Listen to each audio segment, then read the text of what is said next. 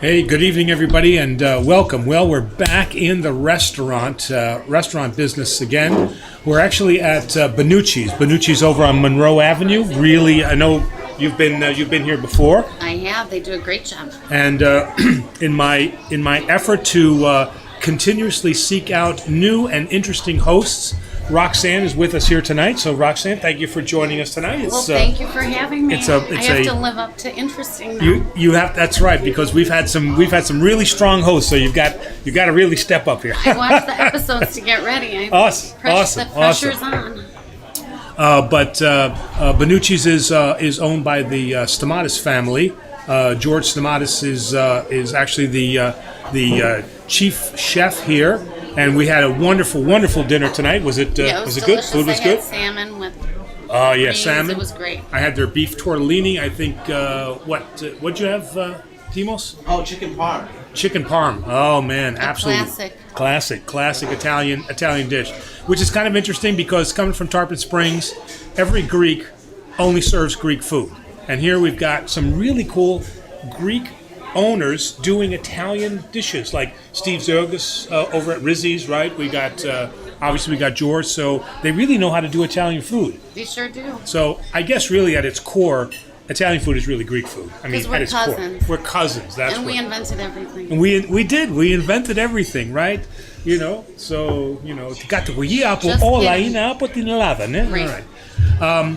Okay, so we've got a whiskey of the week coming. It's actually behind the bar, but what's happened lately, and I just quick intro here, and I'm really appreciative is that as we become more popular, people are more kind of paying very close attention to what we say, and because this is a live show and nothing is rehearsed, sometimes what comes out of my Orthodox mind can be heard in a different way from somebody else's mind. So I had a very interesting conversation today about something that I said last week, and what it was is I said, and something to the effect of, and you know that in the Protestant arena. They don't typically call either Orthodox or Catholic priest father. They don't use that term. And I've got to kind of correct that a little bit. That's more talking about the non-denominational church. High Protestant, which is what we would call Protestant with a liturgical practice, which is Lutheran, Methodist, Episcopalian, those Presbyterian that have a liturgical style to them. They have absolutely no problem with using the title Father. But in a non-denominational setting, they hear those words of Jesus that say, "No, call no man Father, you only have one Father that's in heaven." There's kind of a resistance to use that term, but not in that high Protestant sense. So I wanted to make that correction, that there are certainly some arenas of Protestantism where they understand it, they get it, it's not a big thing. All right, my correction of the evening. So now we've got a Scotch, a whiskey of the evening, and we have a correction of the evening. Because, again, I'm not the sharpest tool in the shed here, so. Well, sometimes words can be a little confusing, Exactly, right? Exactly right. All right, so with that, what do we got? We got a lot of questions, Father. They're just pouring in here. Oh, boy, here we go. First one is from, and if I got your name, it's Tamer Cashew, or it's Cashew Tamer. My apologies. Yes. Hi, Father. Sorry I missed last week. I was invited to a wedding. I have a Awesome. question for you, Father. Is it true that someone can sell their soul to the devil in return for fortune? Sort of like Faust. Yeah, and Mephistopheles, right? Yeah, I was thinking actually there's a great Twilight Zone episode where he actually sells his soul, and it's a really, really great episode. So I'm more TV generation, I should be more educated, but so answer to that question is that no, there is no selling of the soul. We don't believe that there's any kind, that the devil comes up and puts a pen in your hand and you sign a document. We don't believe in any of that.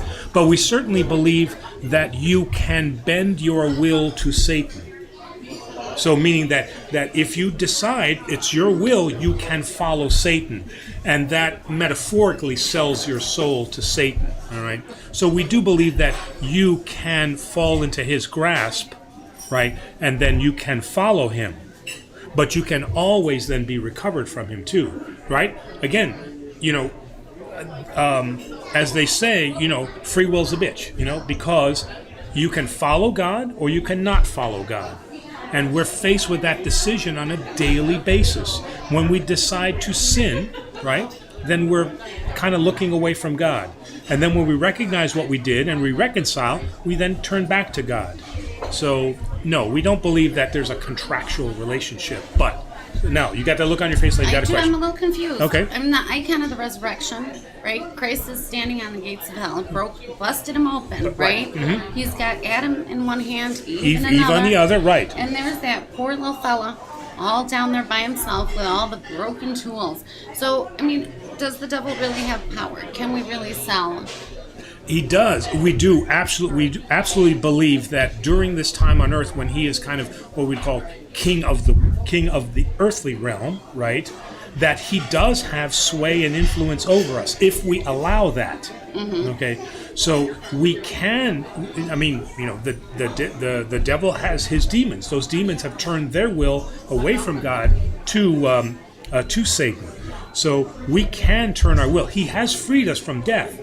But we have to be willing to accept that resurrectional salvation.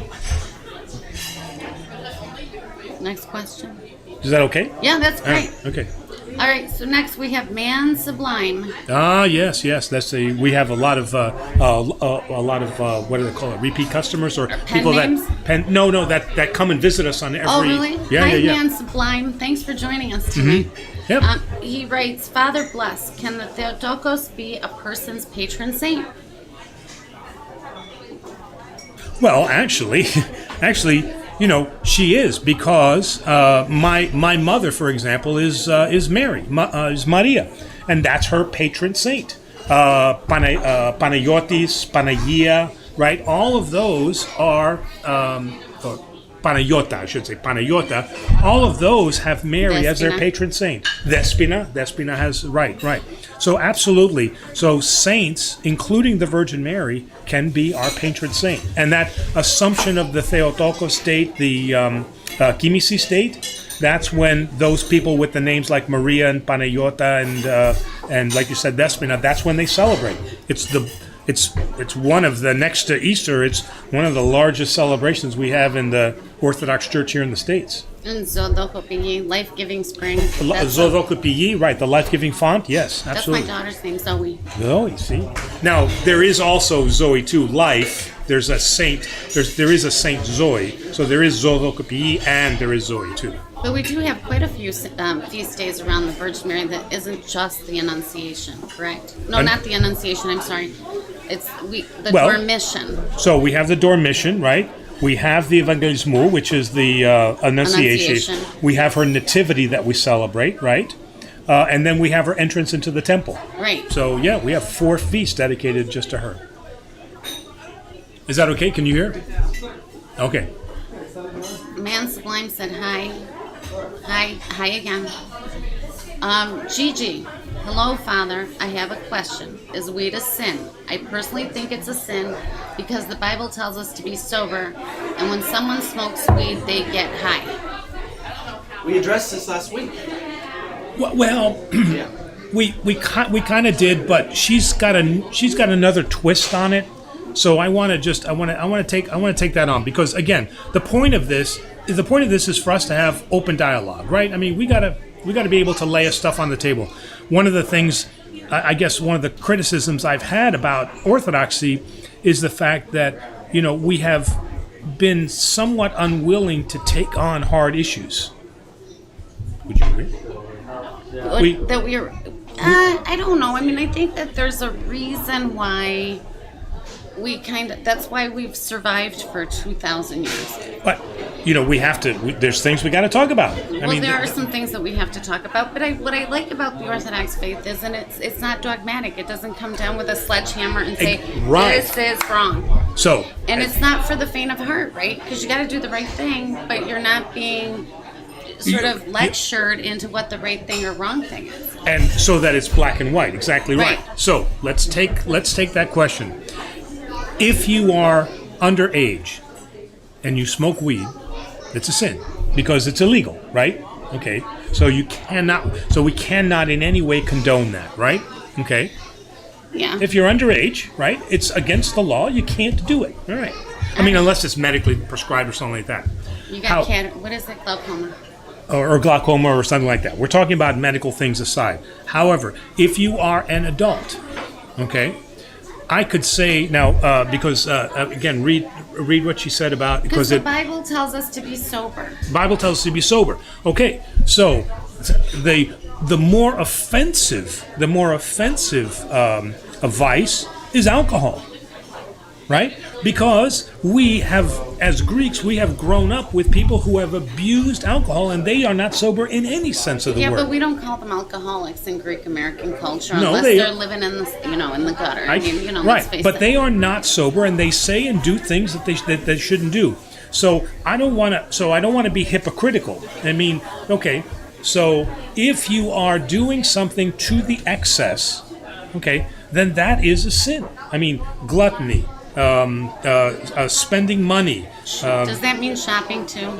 To an excess? Yes. Yes, it does. Yes. I don't want to have to go to confession because I hit up the Lord & Taylor sale. All right. But if you're spending your food money for that, so everything is in moderation. If it is legal and you keep it in moderation, I don't see where that is. I don't see where weed is a sin. But personally, and I mean personally, while I was in college, I had a number of roommates that abused weed, and they were no sense of the word sober. And the one ended up dropping out, and the other one ended up killing himself. Okay. Oh, do you think it was from the weed? No, it was. It turned out to be Gateway, and he died. And he died more from heroin overdose. Yeah, but I mean, I'm not going to argue about whether weed being a thing, but don't you usually just get the munchies? It's not my thing, so I don't know. Right, but that's what I'm saying is just as we wouldn't say anything against somebody having a drink or two drinks at a party or at home, okay, then I don't think for a responsible adult in a state where a certain amount is legal, I don't see that as problematic. Because I don't want to be hypocritical. If we're going to call responsible weed a sin, then we better call excess drinking a sin too. Let's not play games here. Right. Well, you just don't want to abuse yourself. Or smoking, for that matter, right? That's equally as offensive. I mean, my dad was a hardcore 4-pack a day smoker. How did he find the time? What, smoke 4 packs a day? Yeah, that's a lot of cigarettes. Yeah, you never finish the cigarette, right? Halfway through, you're smoking the other one, you're dragging that one down. Okay, and so what did that do to my mom for secondhand smoke, right? So that's a sin of itself, is not having a concern for those around you. Mm-hmm.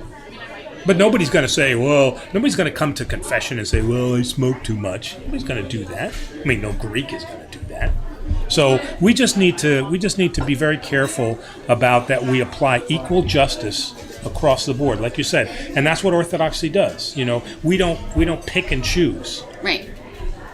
Right, and I think that absolute is what keeps people coming back because they can find their own way. And it's interesting that the weed keeps coming up. Somebody must feel guilty about smoking it, don't you think? Oh, I think for sure. In fact, well, I'll have to save that story for later. It's actually a pretty good story, but I gotta save it for later. All right, we've got Free Woke.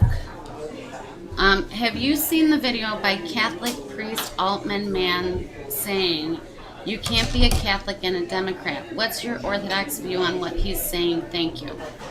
That's kind of a charged question. Well, I mean, but I think the answer is fairly easy. I don't think that I have seen that video, but the statement alone is absolutely unorthodox. You can. Your political affiliation does not determine now your orthodoxy. Okay, we have liberal Orthodox, we have conservative Orthodox, we have Republican Orthodox, we have we have Democrat Orthodox. In all three of my parishes, I've had that wonderful and great mix, and we get into really, really good conversations. That your political affiliation has nothing to do with your, I shouldn't say nothing, but it doesn't prevent you from becoming Orthodox. It may slant your perspective in terms of how you understand the Orthodox faith, but it doesn't prevent you from becoming Orthodox. Right. And I don't think that, do you think that you just line up and you're like, I'm an Orthodox, so I'm X? You just get to pick.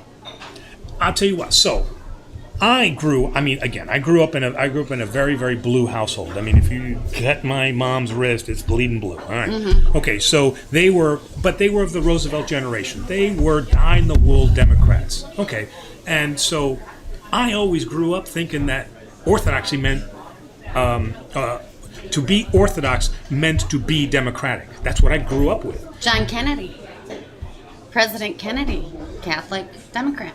Catholic, right? Democrat. That's just what I grew up with. Boston Democrats are Catholic. You know what I mean? And when I got to my parish in Flint, the majority of my parishioners in Flint were Republican, and I was just like blown away because I had associated with what I grew up with. But come to find out that those Republican parishioners were just as Orthodox as my Democratic Orthodox that I grew up with. And that's where I really learned that has absolutely nothing to do with being Orthodox. Right. Well,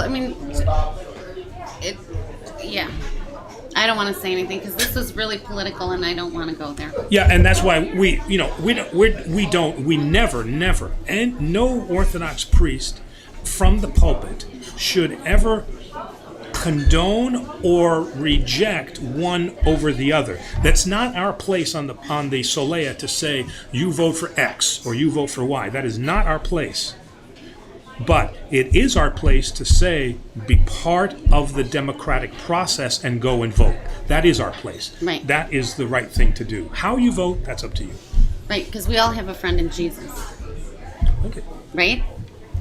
We have... Just don't call him a BFF. I hate that term. Jesus is my bumper sticker. Jesus I've never might be seen that. Yeah, Mine is what would that. Jesus do? He'd get crucified. That's what he would do. That's what I tell people when I see that. Hello, Father. This is from Aaron 88205. Hello, Father. When a convert is chrismated into the Orthodox Church, is it custom to be given a saint's name? I ask because when I was years back, I wasn't given one. So it is. Well, it's more than custom. There's canon there that the child will be given a Christian name. Okay. Now, because you can be given the name of a saint, or like my name, the name of an event, right? Mm-hmm. Evangelos is not necessarily a saint; it's an event. Right. Okay. Fani is the Epiphanes, right? So you can either be given the name of a Christian event or a Christian saint. Or in my case, my grandmother, and there's no saint. So I celebrate, 40 days after Pentecost. No. Look that up. I think Terry looked that up. There's the Saint Roxanne. There is? I have a namesake? Yeah, because of stuff. Remember, we have Orthodox saints all over the world. One of the largest populations outside of Greece for saints is the UK. Mm-hmm. Right? The United Kingdom has Scotland, Wales, and Ireland have a huge number of Orthodox saints. And Bishop Callistus Ware. Exactly, yeah. Let's see. Tristan Ashby says, I'm right here, and he spelled it R-I-T-E. Very cute, Tristan. We're here, too. So, Deities Dragos. Bless Father. Two questions. Do Greeks fully submerge in baptism like Russian, or just pour water over the body? On Sunday, can you fully submerge my son? Thanks, Sam. All right. So, and we know, Sam, right? Mm-hmm. Okay. So, Sam, you are right. The proper practice is that the child should be submerged. That is the practice that we have. If you look in the ancient documents, all that it says is that you will use in the baptism clear running water. Now, it doesn't say it had to be submerged or anything like that. But it does say, but it just says that you must use clean running water. All right. What evolved over time was the idea of the baptismal font, right? And then the child was submerged, because actually in the beginning it was the Jordan, right? So that the I was practice. baptized in the Jordan. You were? Cool. There. Okay. Got fully submerged. It took you all the way down, right? I don't remember. I was just there with the church pilgrimage with my mom. Yeah, so normally they'll do that. Okay, the practicality then of being in a church was a font. A font is smaller. Okay, so the way that I was baptized, probably, well, not you, because it says Jordan, is that I was baptized as a kid too. yeah, they would take you and they would bring you and they would dunk you in the water and then they would bring you up. All right, now. Why do I, in my baptisms, why do I pour the water over the head? Okay. Well, one reason is that many times when they bring me the child is too big for the font. So to do that, I'm going to hit the child's head or something, and it really freaks out the moms. All right. So for that, again, what's better? Is man made for the Sabbath or the Sabbath for man? If it's going to freak out the mom, I am not going to do it. Okay.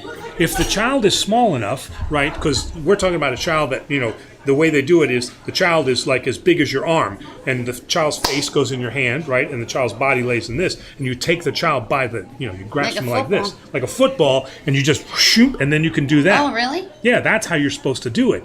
But a lot of times when they bring me the child is like this big. Yeah, like one. Okay, so I can't do it in that sense. But, Sam, I've seen Ephthemios, and I think that as long as Christina isn't freaked out by it, then we will do the full submersion. Yaya. If I was the yaya, I might have a problem with it. I don't know. The yayas are pretty good usually. It's usually the mom. So Sam, I'm sorry, but I'm gonna have to defer to your wife to what Christina would like. Either way that's done is an appropriate baptism as long as the name of the Trinity is invoked. Father, Son, Holy Spirit. That's wonderful. Oh, what? Let's see. We have a Kalimera from Germany. Hello, Germany. Oh, so, guten Abend. Ich habe 5 Jahre in Deutschland gewohnt. No, sprechen de Deutsch over here, Father. Well, ich habe vergessen, dass viele Deutsch. You could be making that up for all I know. You could, that's right. But the gentleman from Germany will say, no. Let's see, Aaron 88205. Father, I have a second question, if I may. Do the saints require an offering after answering prayers? I'm all for it, of course, but it sometimes gives the impression saying thank you isn't enough.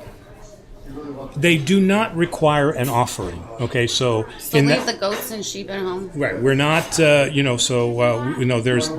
We have removed the pagan elements from the Orthodox faith. But what you said in the beginning was absolutely correct. If somebody does, or if you do something for somebody, you don't, as a Christian, you're not supposed to expect anything in return. That's right. But if you do something nice for me, and then I turn around and I say, Roxanne, you know what? I really appreciated that. Mm-hmm. Does it make you feel bad? Are you insulted? No. Did you need that? No. Did you need? No. But it makes you feel good. Why should we think that the saints then are any different?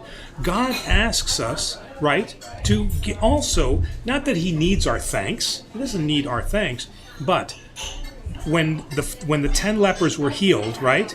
Didn't Jesus make a big deal about the one who came back? Where are the other 9?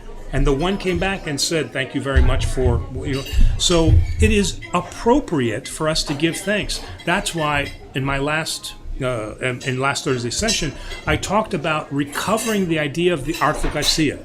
The Archangels is the thanking prayer. When something goes right, that you prayed for the intercessions of the saints or God or the Theotokos, and then you offer then the prosphora and the wine and the wheat and the oil and the priest says the Archangels. All of those saints rejoice in that because you have come back as that 10th leper and said, thank you very much for what you did. Gratitude. There you go. You express gratitude. Now tell us, can you say it in English? The hymn before the Artoclesia, the blessing of the bread, right? Mm-hmm. Rich people? Rich people have gone Wait a minute. They've- I know. they've gotten I know. Do we need to get the Presbytera hotline Oh, out? we need to get the Presbytera hotline now. Do you have it? Oh, And see, I've got to do that service more so I can memorize it. no. Rich men have gone away empty or poor, and the poor shall be filled. Terry's going to look it up and give me the exact words.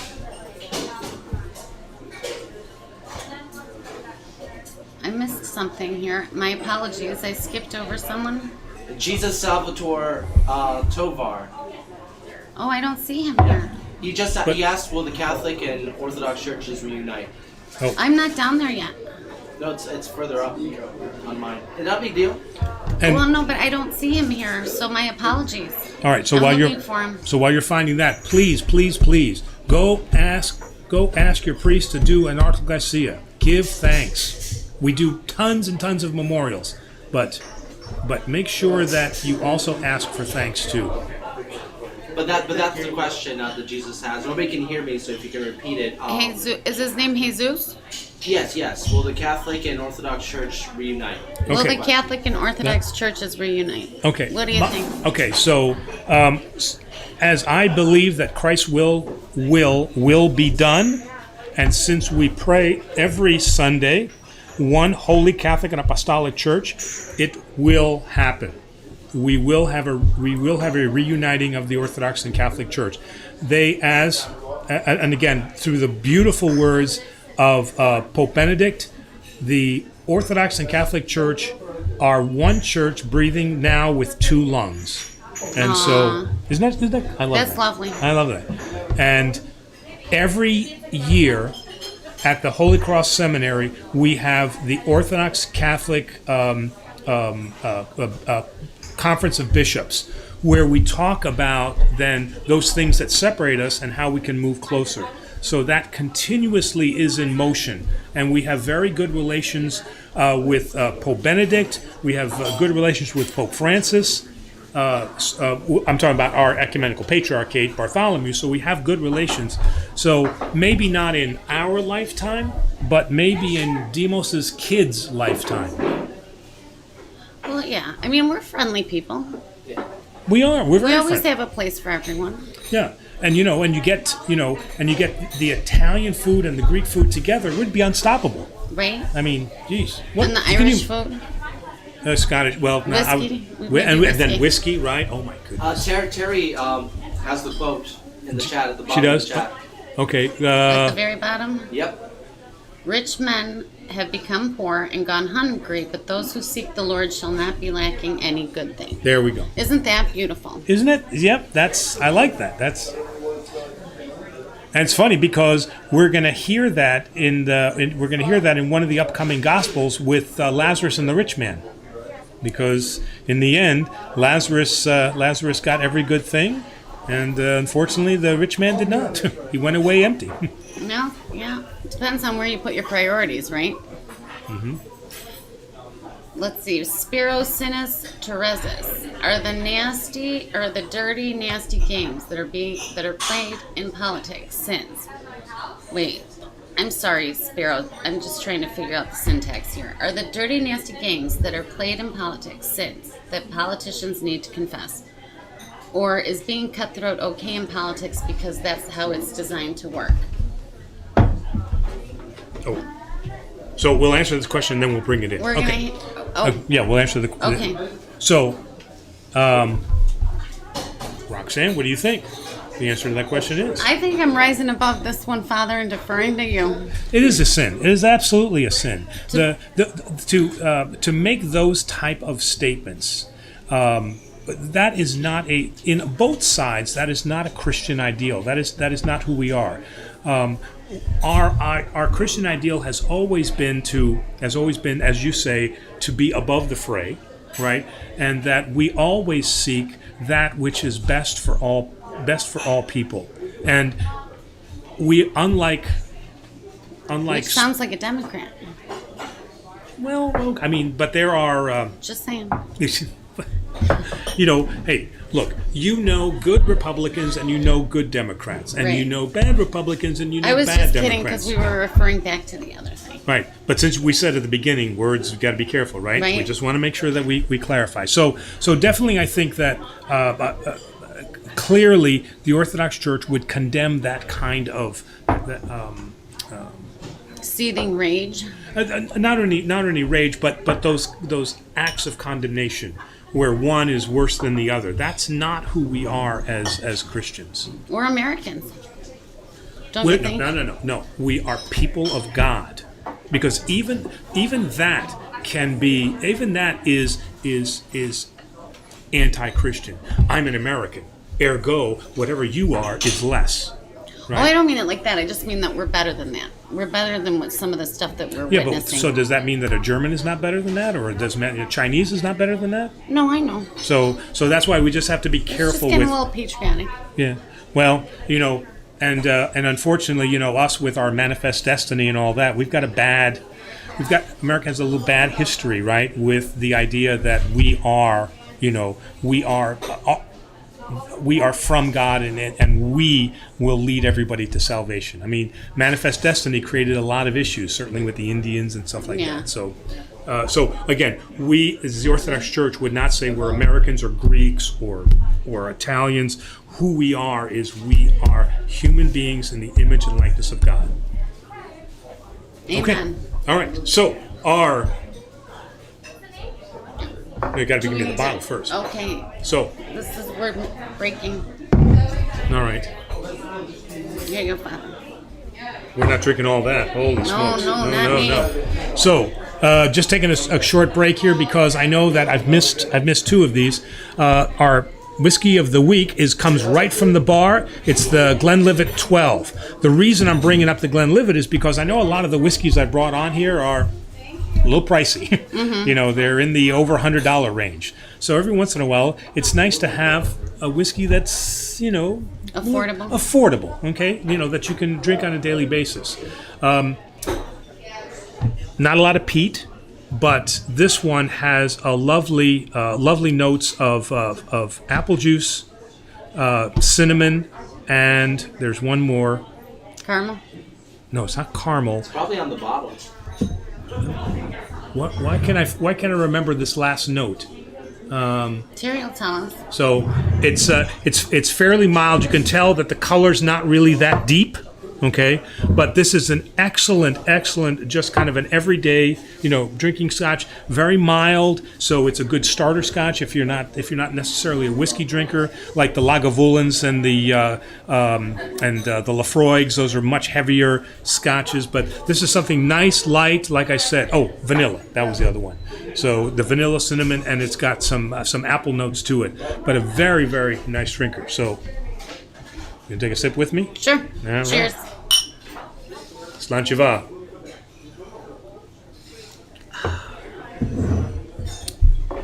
Smooth, right? Very. Very smooth. And for the price point, excellent. Okay, so back to the show. Back to the show. You should point out that you're not doing a commercial. Yeah, that's right. It is not a commercial for... Nor are we endorsing drinking. Yes, thank you very much. Let's see. Medieval guitar. Good evening, Father. Welcome back, Medieval Guitar. He's quite a regular on our show. He's actually medieval guitar, but I think it's medieval. Medieval. Good evening, Father. Did the angel Raphael tell a lie when he said he was Tobit's relative? If so, what should we make of that? Thank you. Wow. That's going to have to be a research question. Is that in our Bible? Is that apocryphal for us? Raphael is apocryphal. So he is the third archangel. We don't have a lot of names of archangels. Obviously, you know two of them, right? Uriel. Gabriel, right? Yeah, I used to study medieval art history, so I probably know more than a lot of them. Oh, okay. And then certainly, so we have Gabriel and we have Michael, but then we also have Raphael. Unfortunately, I am not well studied in Raphael, but we can certainly, Demos can copy that question down. And so that we can provide then Medieval Guitar and answer with that on our next show. Do we have a lot of icons with Raphael? In the Antiochian church, I've seen them. I have not seen them in the Greek Orthodox Church, but I've seen Raphael in the Antiochian Church. How many archangels are there? Ooh, well, according to the prayer that I say during the preparation of communion, the Prothesis prayers, we talk about thousands of archangels and tens of thousands of angels. So thousands. And the seraphim. The seraphim and the cherubim. Right. So yeah, there's not just three. There are at least what we say in our prayers is thousands of archangels. Now, since we talked about Lucifer, is he a fallen archangel? So he's a fallen archangel, right? He was the one closest to God, again, known as the adversary or known as the advocate before he actually got his name Satan. I know I received some back and forth comments on that, but if you look back, certainly if you look in Job, he is referred to. If you look at the Jewish translation is not Satan. This is a Greek word, okay? Satana, all right, but and there is, and I shouldn't say it's just Greek. There is some other history there, but the proper Jewish translation would be adversary, meaning that he is like an advocate. He's always providing the other side, as opposed to God is looking at as one side with love, and then there was that adversary as the council of angels along that Jewish belief, not a Trinitarian belief. So in Genesis where it says, and let us make God in our image, right? We take that us to mean God in his three persons, Father, Son, Holy Spirit.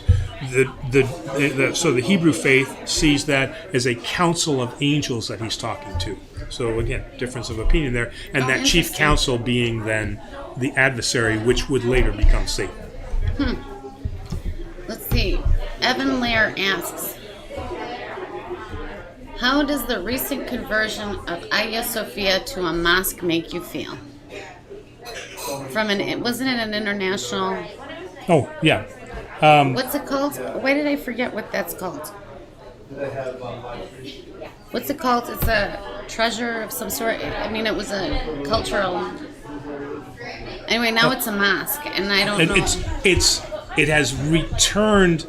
It was the great church, right? Right. So all of our three hierarchs were all bishops there, right? Okay, Right. Chrysostom and Basil.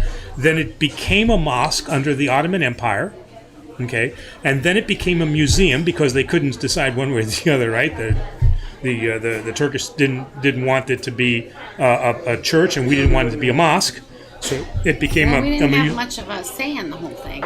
We did because it did not become a mosque. Right. So we changed it, and it became now, or we agreed that it would just be a museum, and now it has become a mosque again. Right. All right. So, getting back to the original question, how does that make you feel? There was a priest that quoted on that, and I know Terry will find that name again. But I guess where I am on this personally is what that priest said. At least it is being a place where God is worshipped, because as a museum, it was nothing. Well, I sort of like that idea, but I also don't like the idea that they ran right over like what was like sort of an international agreement. And where were we during the whole negotiations of this? I don't think there was a negotiation. I think that's the part that made me a little upset. So where were we? That's what I'm saying. But it was a done deal. It was like when the resolution was before the UN asking for crimes against humanity to be addressed, and it was like, man, that was the Ottoman Empire. We're not the Ottoman Empire anymore. So do you see what I'm saying? It's like it kind of like there was no permission asked about it. It was just done. Okay, so then how did it become? So then what was the negotiations at the time that it was going to become a museum, and we didn't want it to become a mosque? So what happened there? There could have been more negotiations on this. Okay, so I don't think that we put enough pressure to bear, and we're unfortunately suffering the consequences for that. We? Us? Orthodoxy? The Orthodoxy as a whole. I mean, where was Russia, right? Where was Greece? Where was America? where was Constantinople?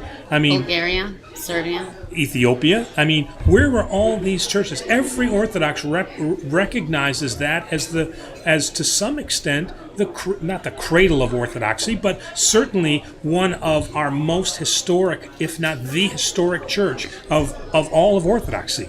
Right, the great church of Hagia Sophia. All right, so In Constantinople. in Constantinople, where Not we have Istanbul. our own church, not Istanbul. That's a song, you know. Yeah. Do you know who did it? Originally, no, but I know that They Might Be Giants did a remake. The Four Lads in the Oh, really? Is that 1960s. who it Yeah. was? Istanbul, not Constantinople. Now it's Istanbul. But it was the western seat of the Roman Empire, right? Because that's why Constantine found his mother Helen. They found the cross. Right. He started in Byzantium, right? He started a little bit in the town of Byzantium. It became the Byzantine Empire. So again, I guess where I am, to get back to your original question, his original question is that at least now it is a place that worships God. I know I'm going to get a lot I do of... like that. I mean, I do actually. That sort of calms my nerves a bit about So- the whole thing. I do think that's a perspective. Of course, we'll get positive and negative feedback on that, I'm sure. Well, we have mixed emotions about the whole thing, right? We do. It's complicated. I do want it to be the church that it was. That's what I want. Okay, but I know. We can go and Yeah. take it back. Tamar Kashuk. Father, my sister invited me over to her house to carve pumpkins with her son. I told her I want to ask Father first. Is it okay with the church to carve pumpkins? Are pumpkins related satanic? okay, there is nothing wrong with carving pumpkins. Okay, Sure. okay. It's one of my favorite Halloween activities. All right, because if we're not going to carve pumpkins, then I don't want us putting up Christmas trees because that is a pagan symbol. Okay, Christmas tree is a pagan symbol. I don't want us to use Easter eggs. That is a pagan rite of spring rebirth. Fertility, right? So no decorating of eggs, no Christmas trees, and then no pumpkins. Look, we got to take this for what it is. It's parents having fun with their kids decorating a pumpkin. We're not taking this pumpkin as part of a satanic worship cult, and holding not? it up. Well, we better not be.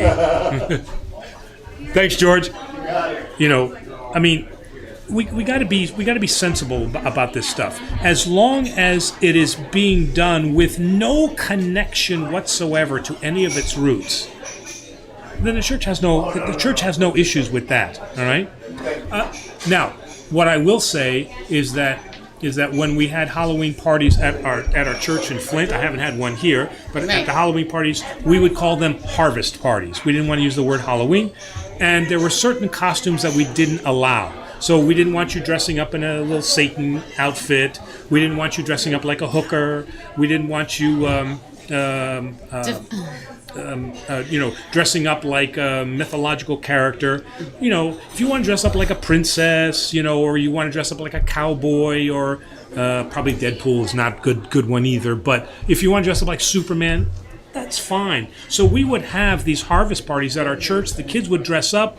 They'd have their little pumpkin thing that they held, and we had a blast. Right. Absolutely no problem with that, as long as we're not connecting it with some type of satanic or pagan kind of ritual. Because then that speaks to we've got our feet in both. We're Christians, we're pagans. Yeah, I mean, just don't make scary pumpkins. You're going to be okay, right? Yeah. And there's a ton of happy faces that you can make. Right. Although we've been watching Pumpkin Wars, on TV, and the Food Channel, Food Network. Oh, really? Yeah, they have Pumpkin Wars. Those are, you got to check those out. Those are very, very impressive. That's the saddest thing about your kids growing up. You don't have a reason to make elaborate pumpkin carvings. Yeah, It's horrible. Maybe we should do that at church. Let's see. Tyree Morris. Father, I need some guidance on how to engage patristics. Some people quote fathers as if their explicit quote is authoritative. Is that a good way of employing it? No, it's I not. don't know what that means. Okay. Oh, you're talking Sorry, about I'm a dummy. patristics? Uh-huh. Okay, patristics is the works of the Holy Fathers, St. John Chrysostom, That's St. what I Basil. So right, pater, right, patristics. Yeah, It's the okay, works but of then the I Father. didn't understand after that. Okay, So he's saying now how to engage in a patristic style discussion, all right? Where you have to be very careful with the fathers is when are you reading them? Okay, St. John Chrysostom is a perfect example, okay? Early in his career, he was an anti-Semite, and he said some pretty bad things about the Jews. Right. So if you read an early St. John Chrysostom, you're going to think to yourself, man, this guy's a racist. But as we age, right, we gray a little bit, right? We're not that black and white character that we were when we were young, right?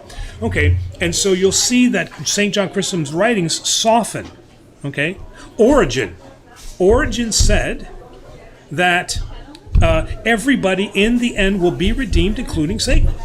But then at the same, and we declare him a heretic for that. Right. But at the same time, he had some really important works that Saint Basil and some of the other hierarchs, Gregory, used as part of as source material for some of what they did. So you just have to be very careful about at what time in their lives are you reading the fathers. Yeah, I think that in context, right? You have to read things in context. In context, because again, you can pull some really nasty quotes from the fathers. And that's the translation too, right? Because unless you're reading them in the original, In the original Greek, right? You can be which is problematic. not even Greek. It's Latinized Greek. But because I always use that quote from the Paschal sermon. We're all called to the table, even those of us at the 11th hour. I love that. Oh, right. The St. John Chrysostom sermon. In love fact, I don't that. even Every give a Easter- sermon because his sermon is so perfect. It's so perfect and it's so old. And so my son, I don't know how old he was when he actually heard it at the resurrection. And he came out and he goes, "Mom, I used to think you just said that because we were late for church." I'm like, no. It's because one of our fathers said No, that. it's a beautiful one, right? Everybody's welcome. Yep. Everybody's welcome. And it's very tough to hear for some people because some people throughout Lent, they work really hard. And they feel, I've earned my reward. And then they see somebody come in and swoop in at the last hour and go, who is that person that received communion? I never saw them. They were never fasting. Right? Right. And St. John Chrysostom is railing on that, is railing against that and saying, no, they decided to come. Let them come. The feast table is full. Right. It's beautiful. It's isn't beautiful. It? But I think it's like those people, the people who think they have a ticket to heaven because they fasted and they came to church and they went to all the special things. There's no ticket to heaven. Right? And when you think about it, the people who get complaining are the ones, because we think of the prodigal son as being redeemed, right? Coming back home, right. Humbling himself. But we never stop to say about the dad or the brother who's like, well, what's he doing back here? Exactly right. The brother's, hey, you never killed a fatted calf for me. Yeah, what? Right? And the dad's like, hey, you're here every day, right? So, cool. All right, we've got,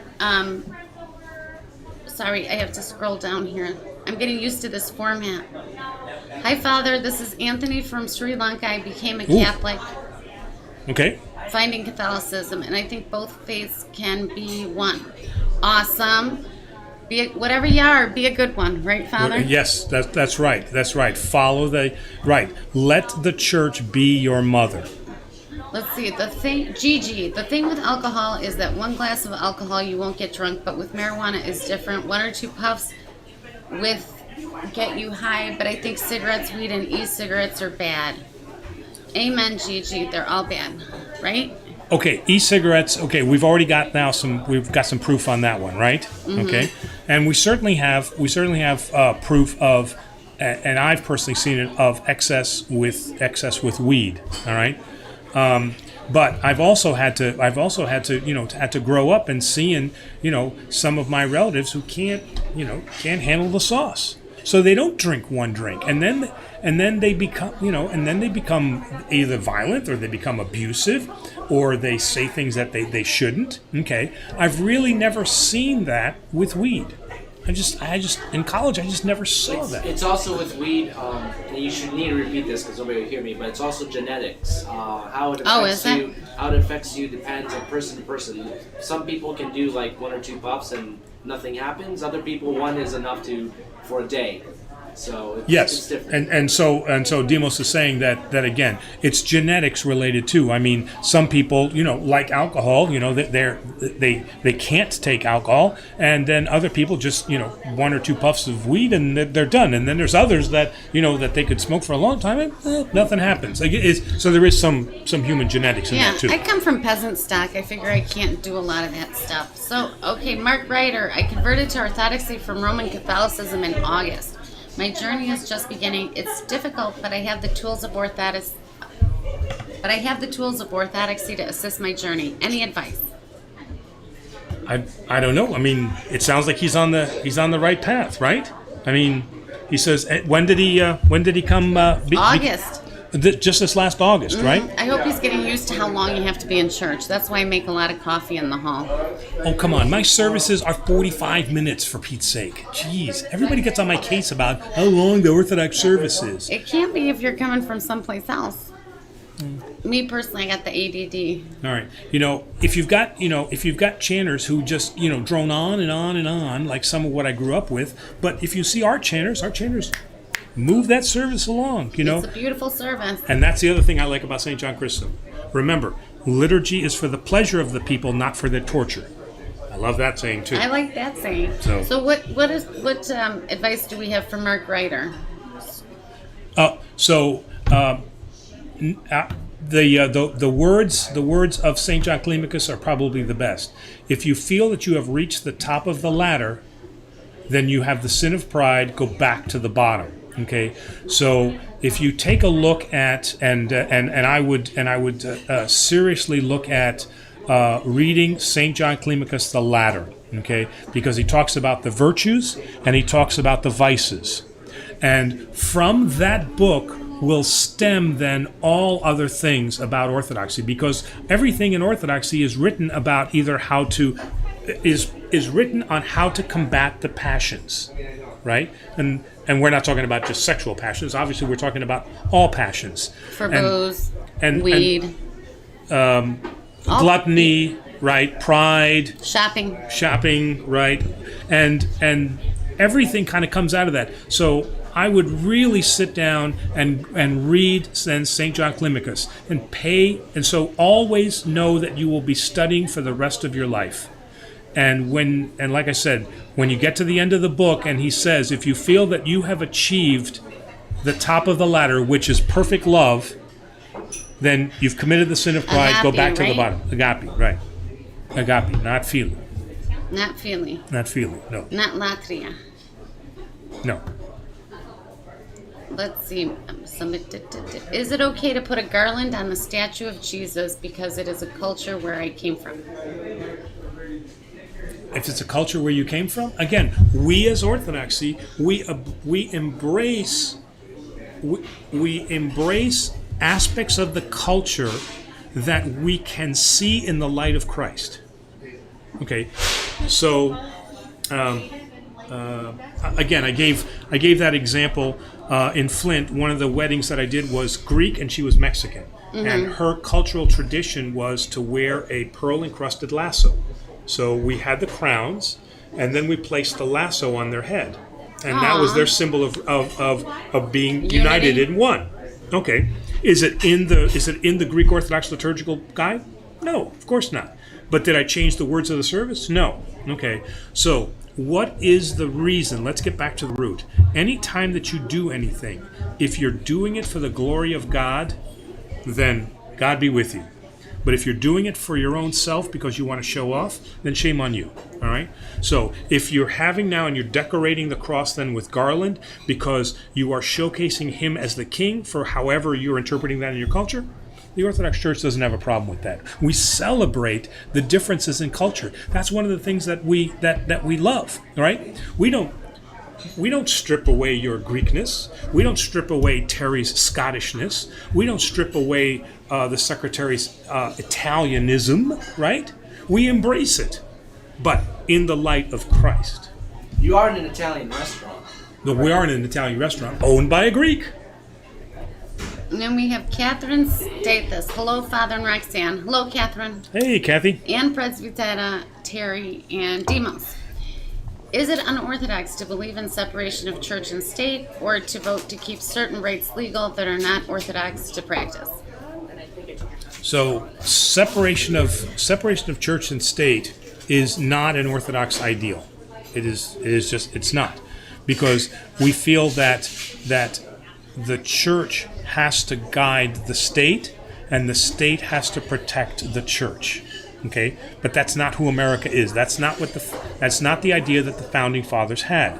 Okay, so it is not in any way an Orthodox ideal, but it is the land that we live in. Okay,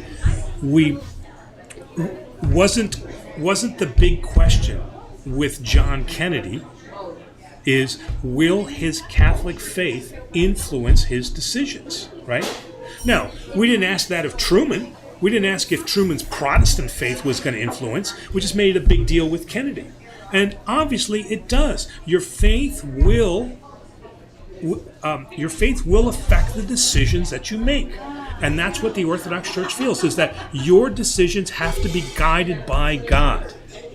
So to separate yourself from that and say, well, I have a religious self, but then I have a secular self that's not guided by God, that is about as anti-Orthodox as anything I can think of. Well, it's a duality, right? It's a weird duality, but again, we live in that. Now that's the first part. The second part was, go ahead, what was the second part of the question? Oh, sorry, I was reading ahead. Or to vote to keep certain rites legal that are not Orthodox to practice. Okay, obviously, you know, that's it depends question. Abortion, right? Okay, we have Roe versus Roe. We gotta go there. Well, you know, I mean, again, I'm not going to do abortion discussion, but we have Roe versus Wade, right? Okay, which is in support then of abortion. The Not Orthodox necessarily. Church. It's about privacy. But. Privacy. Okay, all right. But it does at its core talk about women's rights to their bodies, right? The Orthodox Church, to some degree, rejects that because the life has just as much right as the woman's body in the Orthodox faith. All right. So in that sense, right, abortion is legal in certain states in the United States. Okay, and so you as an individual person have to make a decision about what you're going to vote for. But the Orthodox Church, like the Catholic Church, would say that this is not a practice that should happen.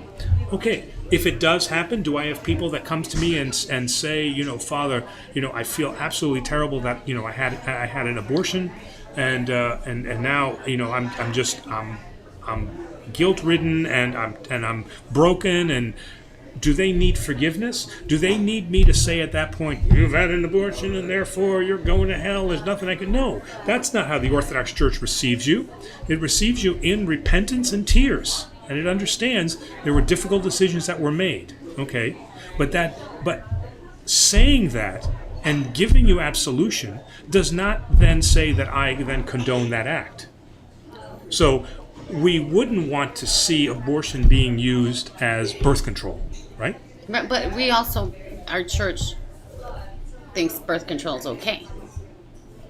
Right? It's not illegal to use birth control. It's not illegal to use birth control, right? But that's, again, and again, this is a great topic for as we move forward, but the idea of when life begins, right? Yeah. We're being motioned to move it along. Let's see. No. We've got flowers. Well, that's what the show is about. I mean, we touch in difficult topics. All the stars are dead. That sounds so sad. All the stars are dead. I appreciate the stream so much. Live discussions about faith orthodoxy are needed. Thank you. Right? Oh, that was a nice comment. That was a nice. Thank you very much. Thank you. Bob's your uncle. I don't have an Uncle Bob, so I'm going to take that's your screen name. I am a catechumen in the Orthodox faith, coming from a Catholic background. How would you recommend navigating the validity of the Catholic sacraments? They're valid, right? And that's part of that discussion that happens at that Orthodox Catholic conferences that I was talking about. Mm-hmm. So yes, not everyone do we recognize, but we certainly recognize the 7 sacraments, okay? Mm-hmm. We would recognize Catholic priesthood. We would recognize a Catholic unction. We would recognize then baptism, and because I can't rebaptize, We would recognize marriage. We would recognize a Catholic marriage, except for it's kind of funny because if you were married in a Catholic church, then we would not consider that Orthodox. So if we would not consider you having been married before. Oh. Right. So you can be like a polygamist? No, well, no, you got to be divorced. You got to be divorced, but you wouldn't have to go through a spiritual court process. Oh, okay. Okay. So we certainly believe in the validity of the 7 sacraments equal between the 2 churches. Mm-hmm. Let's see. If all the stars are dead. If someone struggles with some kind of addiction and confesses the same sins repeatedly, is it ever appropriate for a priest to withhold absolution? This can be a great fear for some before confession. Well, yeah, and again, not to be rude, but the answer is yes. Okay, so let's have a terrifying example here. I have somebody that comes to me and says, "Father, I have a problem. When I drink, I beat my wife." Okay. Shouldn't he be in jail? Yes. Okay. Right. That's the secular part of it, right? Let's just talk about the Christian part of it. Right? Okay. Okay. And so I say, look, that is absolutely inappropriate behavior. And he cries tears of repentance, and I shouldn't have done it. And hey, blah blah blah blah blah. Okay. And I say, look, I says, this, you cannot continue this behavior. All right. He repeatedly comes to me. Right? She needs a baseball bat. Well, she needs to leave or something, right? But if he continually comes to me, then I have to offer some penance. I can't let this continue. Just like you can't repeatedly murder somebody or rob a bank and expect the judge to go, well, you're just a kid, what do you know? Right. No. Okay, I can see the first time, okay, you have to pay for what you did. But I can see cry with tears of repentance, and yes, that's, we can move on, and then he becomes better and he realizes what he does. But if he's continuing to do that sin, then yes, the priest has to withhold something, has to create some kind of penance, because he is not repentant. He is not in any way a Christian. That's why he needs the baseball bat. Well, not going there. Well, sometimes you got to stop it, right? You absolutely. You can't be a victim all the time. No, you can't. But again, the Orthodox Church can't condone violence with violence. Okay, so what you said was they got to leave, right? You have to remove yourself from that situation. All right, let's see. Charles Marlowe. Oh yeah, I caught some of the stream live. Hello, everyone. Hello, Charles. I was wondering that. I'm reading the RSV version of the Bible right now. Is that sufficient or no? No. RSV is what actually the gospel that I have on the table that I read from. Right? That's the RSV. Me personally, I like NIV. I think it is closest to the meaning of the original Greek. Sometimes a direct translation is uncomfortable. It just sounds like Citizen of Paradise. That makes me, every time I hear it, Politis en Paradiso, right? Right. Gets translated to Citizen of Paradise. I'm like, who did that? Yeah, is it a direct translation? Yes. Does it speak to an English ear? No. So I think NIV does a good job of speaking to what the meaning of the Greek was. But RSV is fine. I'm just not a big fan of these, thous, Yeah, and thou with thou, and thee with thou, and thou, and so. Don't forget thy. And thy, okay? What? Thee and thy. So yes, there's nothing wrong with the RSV. All right, Charles Marlowe says it is not a right to kill your child. The baby is not the woman body. The woman is a host for the child. We don't give her the right to kill her 1-year-old. All right then. All right, so. I guess he's got, No, and didn't you just say we're not to be judgy? We can say that this is not okay, but that there's redemption even if someone does a bad thing. Yes, there is, but I think what's missing there in that comment is both the woman and the child are the image and likeness of God. No one is more important than the other. But I can I can understand, and being Greek, you probably know this, that in those times, now I'm saying that you personally know this, but from historical times, during wars and difficult times in Greece, okay, when they were when there was times of war and the woman was pregnant, okay, or she knew that she was going to be pregnant and there was no way that she could carry that child to term, they did many times. They had abortions, right? They made them, I know for a fact that that my grandmother knew these people that that would prepare the concoction that you drank, this special drink, right? Mm-hmm. Okay. Yeah, so abortion is not a new thing. We've been doing this for thousands of years. Okay, and there are circumstances that we can understand. We can say that it's wrong, but we understand why it was done. And those people cry with tears of repentance, and there's absolution for them. All right? But at the same time, right, we can't go all the way over on the other side and say the child has absolutely no rights and the woman can do whatever she wants. That's not Christian either. Both are image and likeness of God, and they both have to be treated with that respect. Let's see. I've got one more question. No, David G, all the way up. We skipped a few. They're not on this laptop. I promise. I wouldn't ignore anyone. I'm like an all-inclusive kind of person. Bob's your uncle. What I mean, am I allowed to confess in the Catholic Church while being a catechumen or receive the Eucharist? In the Orthodox Church, I think he's saying, right? Can I confess in the Catholic Church? Am I allowed to confess in the Catholic Church while being a catechumen or receive the Eucharist? So the Eucharist must be the Catholic Church, right? Well, ours is the Eucharist, right? We call it Eucharist too. Okay, so means thank you. All right. So the answer to that question is at all times in your life, you should have a spiritual father that you can confess to, and that you can receive the sacraments from. While you are in the process of being a catechumen, you are not yet Orthodox, so you still belong to the other church, and you should not deny yourself the right to speak to your spiritual father. If he's in the Catholic Church, go and speak to him. And because you're still Catholic until you renounce that in the Orthodox Church, in the reading of the Creed, you remain what you are. You're studying, so you need confession. You need a spiritual father. You need that advice. Go to the priest that is your spiritual father and receive and go to confession to him and receive absolution from him and receive the Eucharist. Now, at some point, you're going to have to say, what do I want to be? Do I want to be Orthodox or do I want to be Catholic?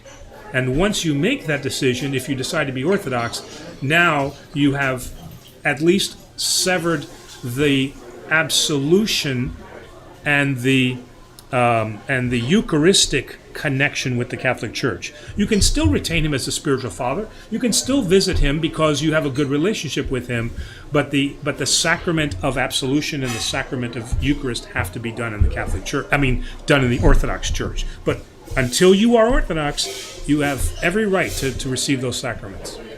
And I want to thank Presbytera Terry because my name's day is March 8th. There we go, see? Did she tell you what saint you are? No, but I figure I'm St. Roxanne, which is like did you see that movie with Bill Murray, St. Vincent? And I'm looking for the missed questions. I'm just gonna say this one very quickly. David G was asking if God still performs miracles today. Sure does. Okay, does God perform miracles today? Heck yeah. Yes, he does. And in fact, the chief miracle that he performs is the giving of life. Yeah, well, right? And I did, I always, when I taught Sunday school, I used to look for the little miracles to teach my kids, like legions walking down the street naked, speaking in tongues, right? Yep. None of us are going to go up and go, hey, I'm Rex, right? I'm going to run in the other direction. I'm just going to be a little scared. But that ability to go up to someone who's that distressed or mentally ill and say hello and honor their humanity right. is kind of a miracle.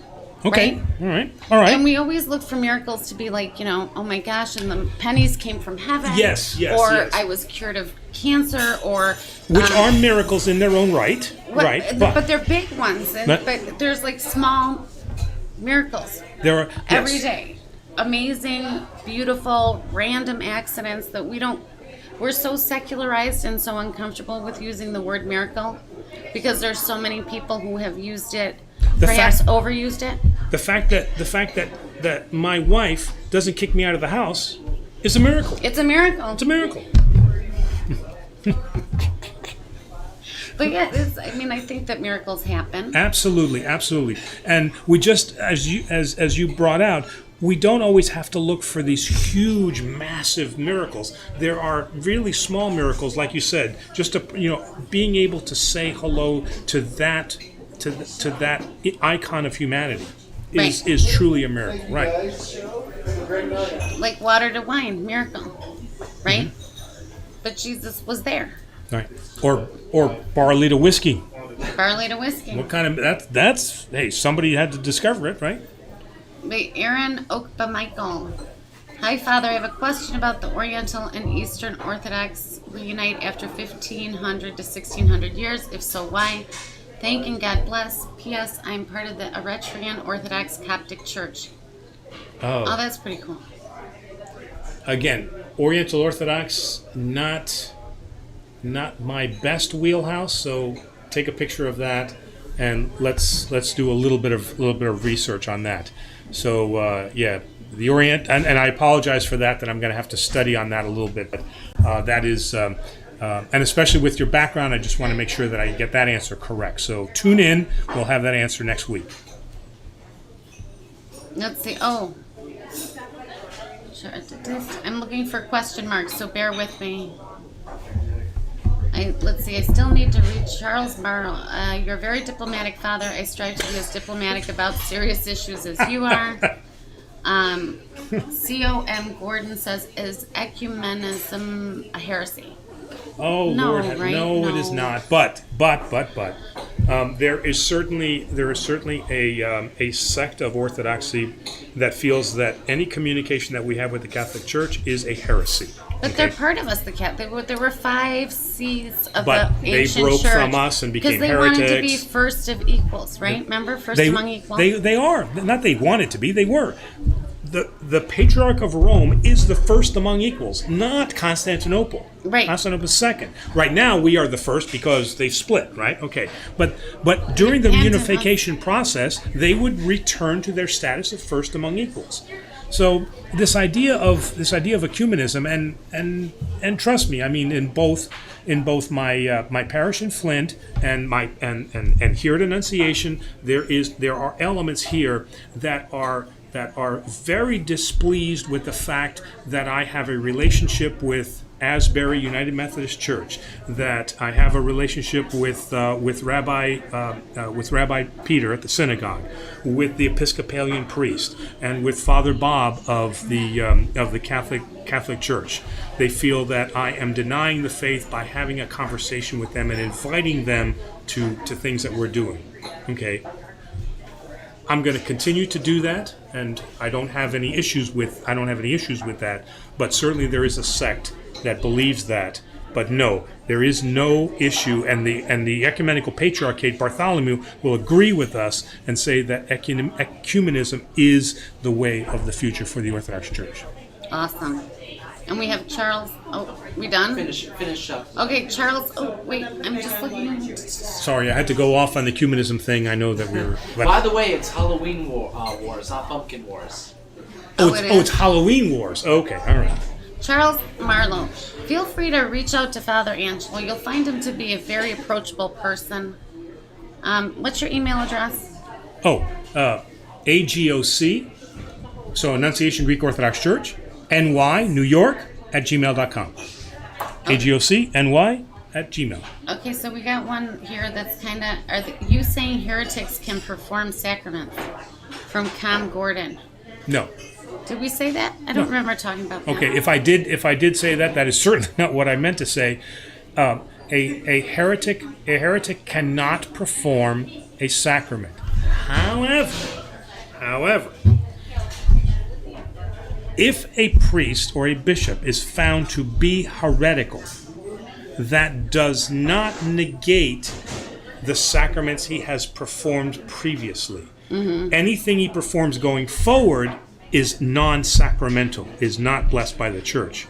But we can't go back now retroactively and say everything that you've done, the weddings and all that, we can't say that those are invalid. Right. Okay, but a priest that has been determined anti-canonical or canonically heretical can no longer perform the sacraments or serve. Well, serving liturgy is sacrament. So, yeah. Can you even go to church if you're a heretic? Of course, you can go to church if you're a heretic.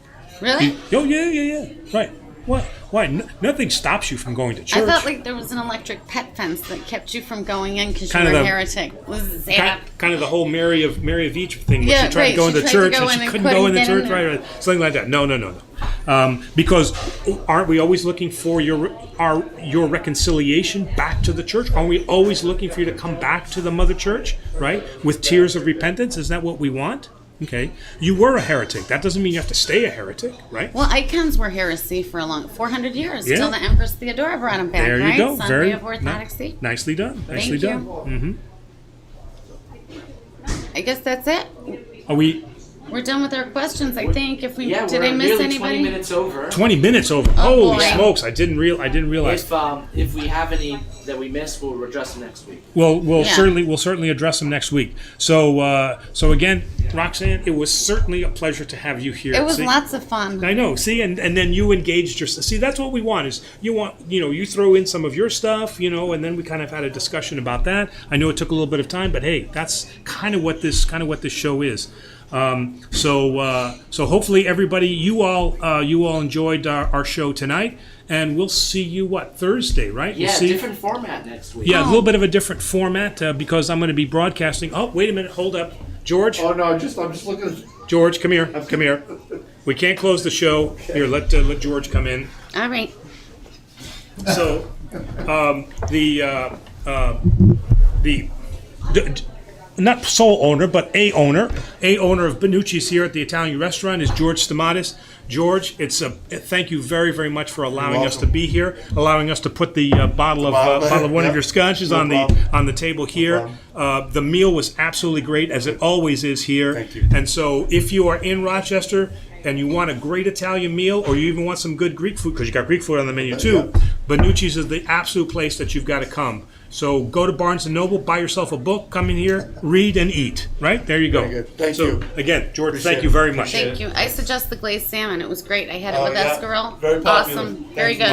Awesome. So again, just a new format. I'm going to be in a different location next Thursday. So we'll Same see. co-host. Unless you want to fly to Florida. Florida's a good place. So everybody knows, most everybody knows that I'm from Tarpon Springs, and so we just have to make a quick trip there to see my parents. Dude, that's God's work. That is God. Yes, it is. It is God's work. So.